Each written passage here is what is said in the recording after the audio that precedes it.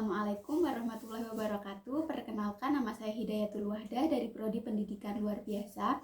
Nah, di video kali ini saya akan membahas tentang bina komunikasi, persepsi, bunyi, dan irama. Ada 9 materi yang akan saya bahas di video kali ini. Antara lain yaitu yang pertama konsep dasar asesmen ABK, yang kedua prosedur pengembangan instrumen asesmen ABK, yang ketiga asesmen perkembangan motorik, yang keempat asesmen perkembangan bahasa, yang kelima asesmen pendidikan, yang keenam asesmen membaca, yang ketujuh asesmen menulis, yang kedelapan konsep dasar identifikasi dini secara umum, yang kesembilan identifikasi dini ABK. Berikut penjelasannya. Yang pertama yaitu konsep dasar asesmen ABK. Dalam upaya memberikan layanan pendidikan yang tepat atau sesuai dengan kemampuan dan kebutuhan anak berkebutuhan khusus, maka diperlukan langkah-langkah yang sistematis. Langkah itu diawali dengan proses asesmen. Setiap anak berkebutuhan khusus harus melalui proses asesmen, sehingga akan diperoleh gambaran kemampuan dan kebutuhan belajarnya. Asesmen tidak dilakukan, maka pembelajaran yang dilakukan tidak memiliki dasar atau pijakan untuk mencapai indikator materi pembelajaran yang diharapkan. Anak-anak pun akan kesulitan menguasai materi pembelajaran karena materinya tidak sesuai dengan kemampuan dan kebutuhan belajarnya. Kegagalan dalam pembelajaran dapat diakibatkan oleh tidak adanya data hasil asesmen. Dengan demikian, asesmen memiliki peran yang sangat penting dan strategis dalam menentukan keberhasilan pembelajaran. Mengingat begitu pentingnya asesmen ini, maka setiap guru bagi anak berkebutuhan khusus atau ABK harus memahami dan mengimplementasikan asesmen. Definisi asesmen.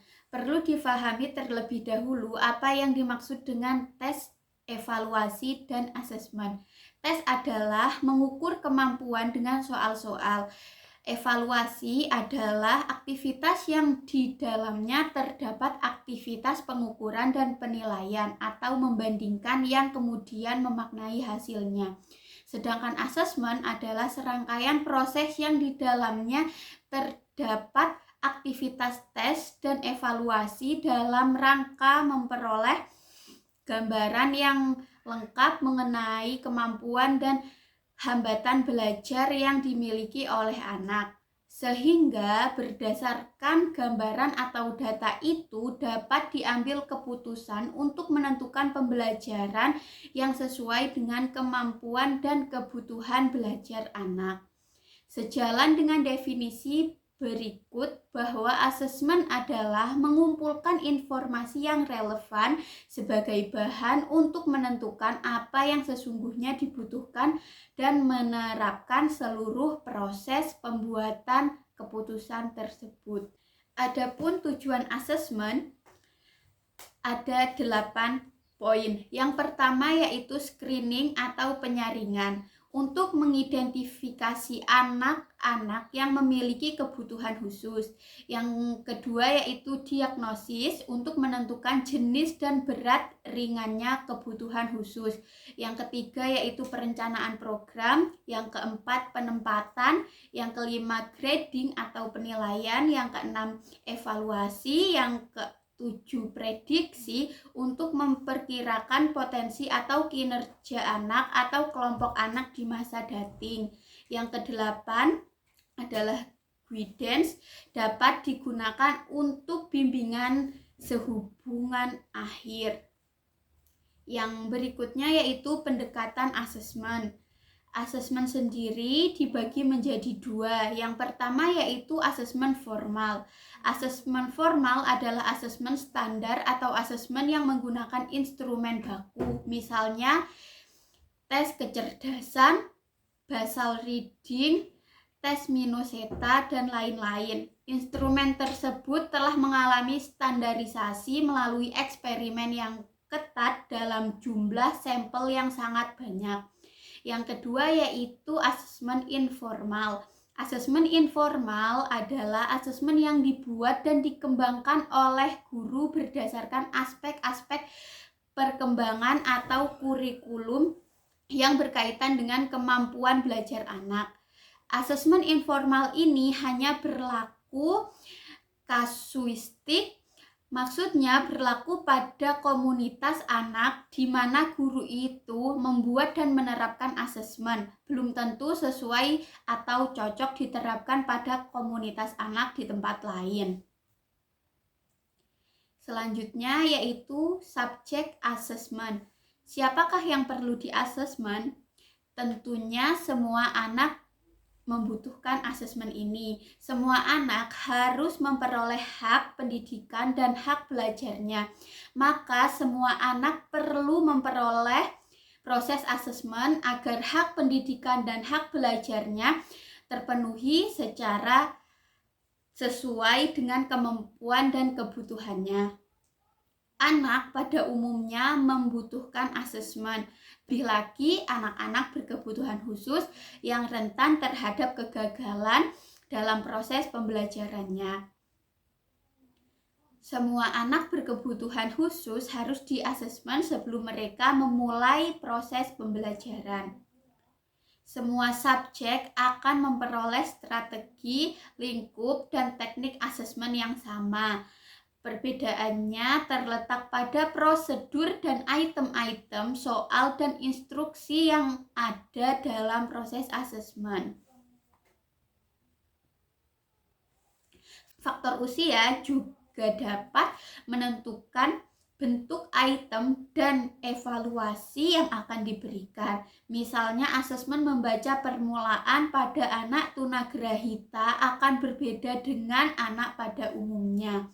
Item-item soal pada anak tunagrahita harus memiliki instruksi yang jelas, bahkan perlu dibuat dengan bahasa atau simbol yang sesuai dengan perkembangan anak tunagrahita. Namun, pada prinsipnya, asesmen bagi semua anak adalah sama. Nah, yang selanjutnya adalah strategi. Ada dua strategi asesmen. Yang pertama yaitu asesmen statis, yaitu asesmen yang dilakukan berdasarkan pola waktu yang telah ditentukan. Misalnya dilakukan pada awal masuk sekolah atau tahun pelajaran baru, tengah semester, dan akhir semester. Yang kedua adalah asesmen dinamis. Asesmen dinamis adalah asesmen yang dilakukan tanpa terikat oleh pola waktu. Asesor terus melakukan penelitian, pengukuran, dan evaluasi sepanjang perkembangan anak dalam proses belajar atau kehidupannya. Setiap hasil asesmen akan menjadi baseline bagi asesmen berikutnya. Nah, selanjutnya yaitu lingkup. Yang pertama, asesmen berbasis perkembangan dibagi menjadi 3 poin, yaitu kognitif, sosial emosi, fisik motorik. Yang kedua, asesmen berbasis kurikulum dibagi menjadi 2 poin, yaitu bicara, mendengarkan, membaca, menulis atau bahasa. Yang kedua adalah aritmatika atau matematika. Nah, selanjutnya adalah teknik. Tekniknya meliputi tes, evaluasi, wawancara, observasi, dan analisis pekerjaan anak. Dalam satu proses asesmen, biasanya semua teknik ini digunakan, tidak hanya satu teknik saja. Selanjutnya yaitu prosedur. Prosedur asesmen tergantung pada lingkup yang akan dilakukan dan tergantung subjeknya. Nah, materi selanjutnya yaitu prosedur pengembangan dan pelaksanaan instrumen asesmen ABK. Yang pertama yaitu adalah langkah-langkah penyusunan instrumen asesmen. Untuk mendapatkan data yang akurat dari siswa yang akan di-asesmen, diperlukan instrumen yang harus memadai.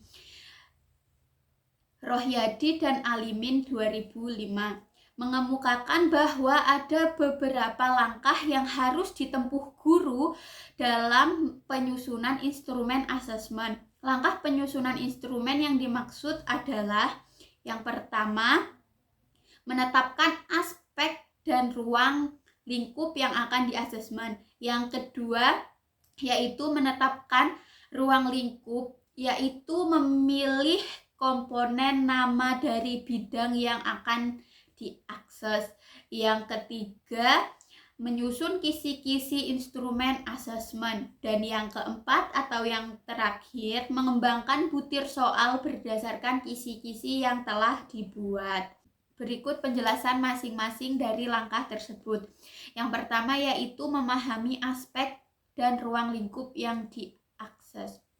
Merujuk kepada ruang lingkup asesmen dalam pendidikan bagi ABK, guru seharusnya memiliki pemahaman yang komprehensif tentang bidang yang akan diakses. Asesmen hanya akan bermakna jika seorang guru atau asesor mengetahui organisasi materi, jika keterampilan yang akan dikembangkan, serta tahap-tahap perkembangan anak untuk lebih memperjelas pembahasan mengenai ruang lingkup akan diambil contoh salah satu ruang lingkup asesmen perkembangan, yaitu keterampilan kognitif dasar.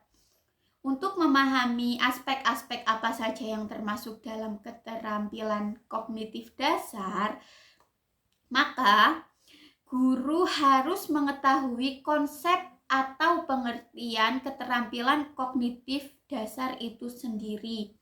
Keterampilan kognitif dasar merupakan suatu keterampilan prasyarat untuk mempelajari bidang akademik, khususnya dalam aritmatika. Merujuk pada teori perkembangan kognitif dari Piaget 1965 yang mengemukakan bahwa seorang siswa dikatakan siap untuk belajar matematika, khususnya aritmatika, apabila ia telah menguasai 4 keterampilan kognitif dasar, yaitu meliputi klasifikasi, ordering atau seriasi, korespondensi, dan konservasi.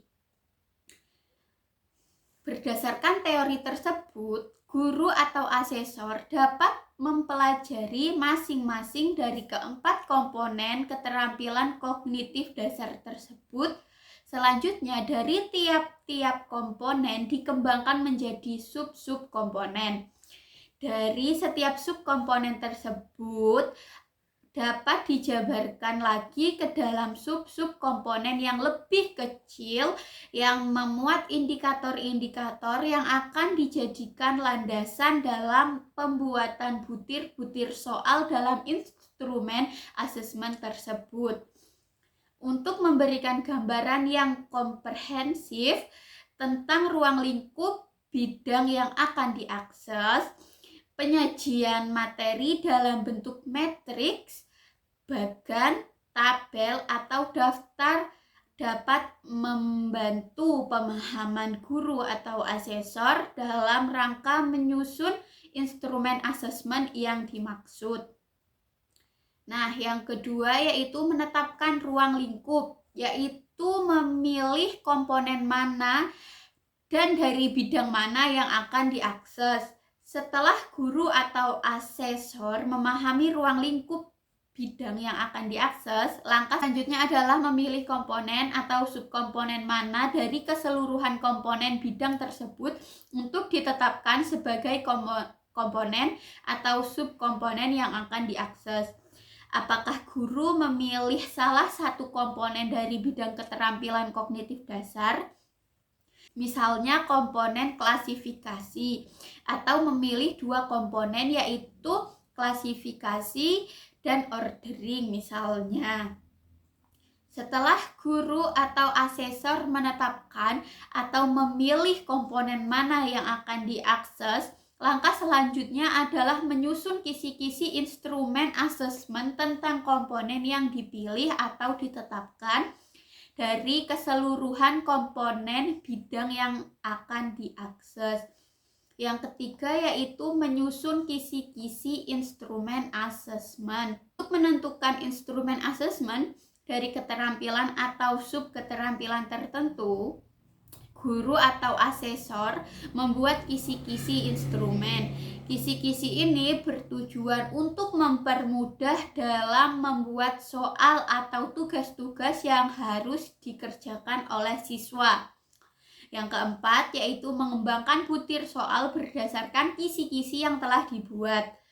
Setelah menyusun kisi-kisi instrumen, langkah selanjutnya adalah mengembangkan butir-butir soal tentang keterampilan atau subketerampilan dari kisi-kisi yang telah dibuat sebelumnya. Sama halnya dengan penyusunan kisi-kisi, pengembangan butir soal dapat dibuat dalam membentuk daftar atau tabel.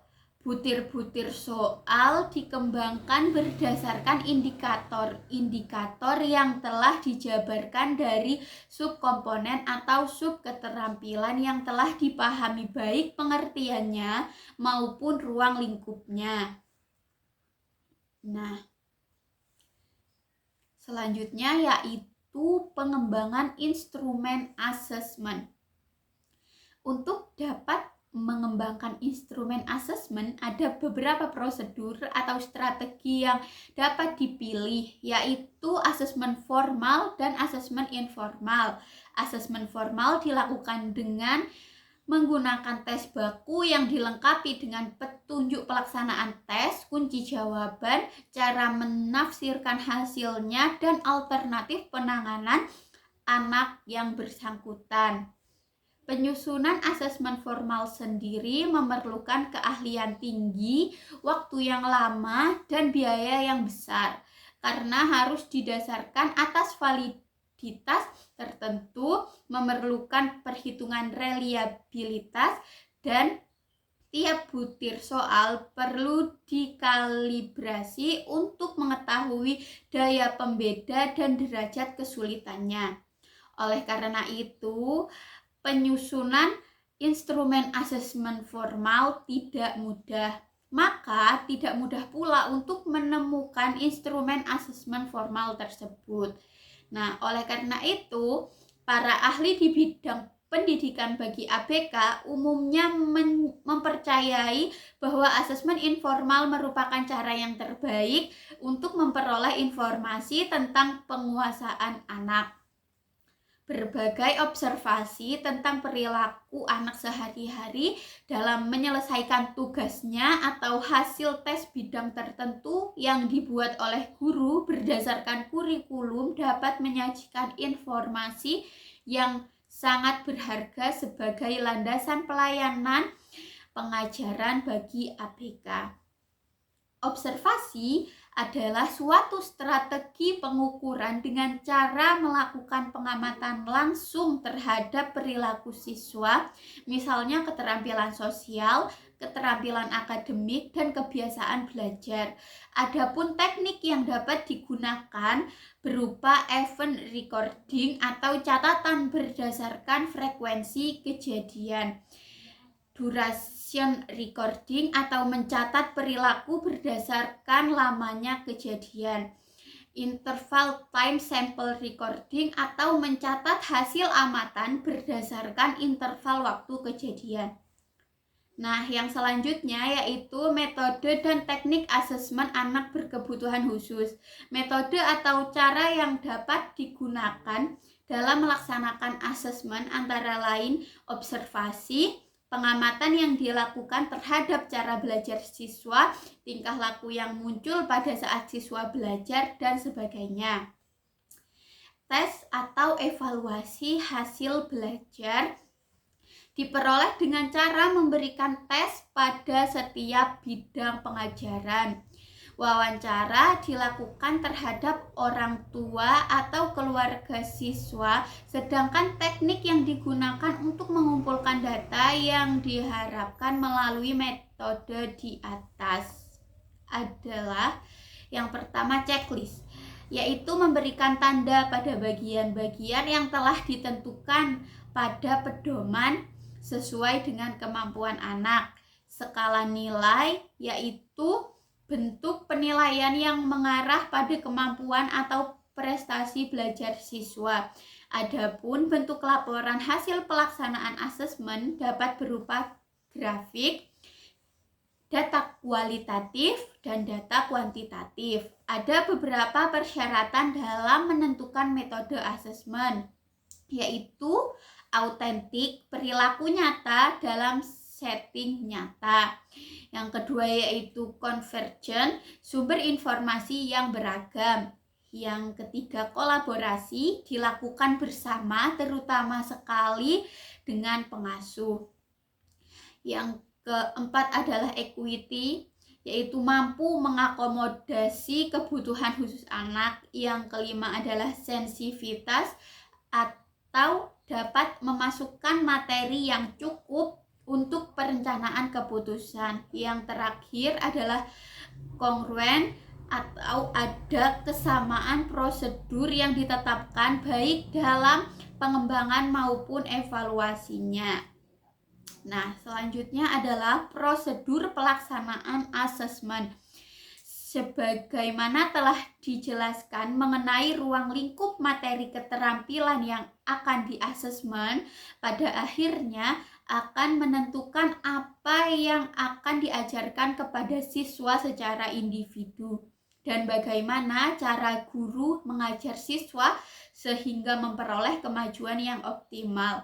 Pada hakikatnya, guru mempunyai tugas untuk membantu individu agar dapat belajar secara baik dan memperoleh hasil yang optimal atau sesuai dengan kemampuannya. Nah, oleh karena itu, dalam merencanakan program pengajaran, guru hendaknya memperhatikan perbedaan-perbedaan yang dimiliki oleh siswa, baik yang bersifat interindividual maupun yang bersifat intraindividual. Hal ini sangat penting bagi ABK yang perbedaan individualnya sangat nampak. Perbedaan-perbedaan itu dapat diketahui melalui kegiatan asesmen. Nah, selanjutnya yaitu asesmen perkembangan motorik. Asesmen perkembangan motorik ditujukan untuk mengetahui informasi tentang aspek-aspek perkembangan motorik anak yang meliputi aspek motorik kasar, motorik halus, aspek keseimbangan, dan koordinasi. Asesmen ini dapat membantu guru dalam memahami tingkat kemampuan motorik anak. Dengan demikian dapat ditentukan bahwa ruang lingkup perkembangan motorik anak meliputi kemampuan untuk melakukan gerakan kasar atau gross motor, kemampuan untuk melakukan gerakan halus atau fine motor, kemampuan dalam keseimbangan atau balance, kemampuan koordinasi atau coordination. Nah, selanjutnya yaitu asesmen perkembangan bahasa. Asesmen perkembangan bahasa ditujukan untuk mengumpulkan atau menghimpun data atau informasi tentang aspek-aspek perkembangan bahasa yang meliputi kemampuan memahami kata maupun untuk mengekspresikan diri secara verbal dan kemampuan dalam pelafalan artikulasi sehingga dapat membantu guru memahami tingkat dan kemampuan bahasa anak. Nah, yang selanjutnya yaitu asesmen pembelajaran atau asesmen pendidikan. Asesmen pembelajaran atau assessment for learning adalah suatu langkah dalam menginterpresentasikan dan mencari gambaran yang bisa digunakan bagi murid dan guru sebagai cara menaikkan posisi murid saat pembelajaran. Sumber yang diperoleh ini nantinya akan menjadi informasi terkait siswa serta lingkungannya sehingga bisa mengembangkan layanan konseling yang sesuai dengan kebutuhan. Selanjutnya yaitu asesmen membaca. Asesmen membaca adalah suatu proses dalam memperoleh data tentang seorang siswa dalam melakukan aktivitas membaca, baik dalam hal ketepatan membaca maupun memahami isi teks yang dibacanya, sebagai bahan bagi guru dalam menentukan program pembelajaran. Selanjutnya yaitu asesmen menulis. Asesmen keterampilan menulis adalah suatu proses dalam memperoleh informasi tentang penguasaan atau keterampilan menulis yang telah dimiliki siswa saat ini serta untuk menentukan kesulitan hambatan dalam mempelajari keterampilan menulis yang dialaminya. Adapun tujuan asesmen keterampilan menulis untuk mengetahui gambaran secara menyeluruh keterampilan menulis apa yang telah dikuasai oleh siswa dan keterampilan menulis apa yang belum dikuasai siswa. Dengan demikian, hasil asesmen akan menjadi landasan bagi penyusunan program pembelajaran menulis siswa yang bersangkutan. Nah, selanjutnya yaitu identifikasi dini secara umum. Deteksi dini adalah upaya penjaringan dan penyaringan yang dilaksanakan untuk menemukan penyimpangan kelainan tumbuh kembang secara dini dan mengetahui serta mengenal faktor-faktor resiko terjadinya kelainan tumbuh kembang tersebut. Sedangkan intervensi dini maksudnya adalah suatu kegiatan penanganan segera terhadap adanya penyimpangan tumbuh kembang dengan cara yang sesuai dengan keadaan. Misalnya perbaikan gizi, stimulasi, perkembangan atau merujuk ke pelayanan kesehatan dan pendidikan yang sesuai, sehingga anak dapat mencapai kemampuan yang optimal sesuai dengan umumnya. Nah, selanjutnya atau yang terakhir yaitu identifikasi dini ABK. Identifikasi anak berkebutuhan khusus diperlukan agar keberadaan mereka dapat diketahui sedini mungkin. Selanjutnya, program pelayanan yang sesuai dengan kebutuhan mereka dapat diberikan. Pelayanan tersebut dapat berupa penanganan medis, terapi, dan pelayanan pendidikan dengan tujuan mengembangkan potensi mereka. Dalam rangka mengidentifikasi atau menemukan anak berkebutuhan khusus ini, diperlukan pengetahuan tentang berbagai jenis dan tingkat kelainan anak. Di antaranya adalah kelainan fisik, kelainan mental, kelainan intelektual, sosial, dan emosi. Selain jenis kelainan tersebut, terdapat anak yang memiliki potensi kecerdasan dan bakat istimewa atau sering disebut sebagai anak yang memiliki kecerdasan dan bakat luar biasa. Masing-masing memiliki ciri dan tanda-tanda khusus atau karakteristik yang dapat digunakan oleh guru untuk mengidentifikasi anak dengan kebutuhan pendidikan khusus. Nah, sekian penjelasan dari saya, kurang lebihnya mohon maaf. Wassalamualaikum warahmatullahi wabarakatuh.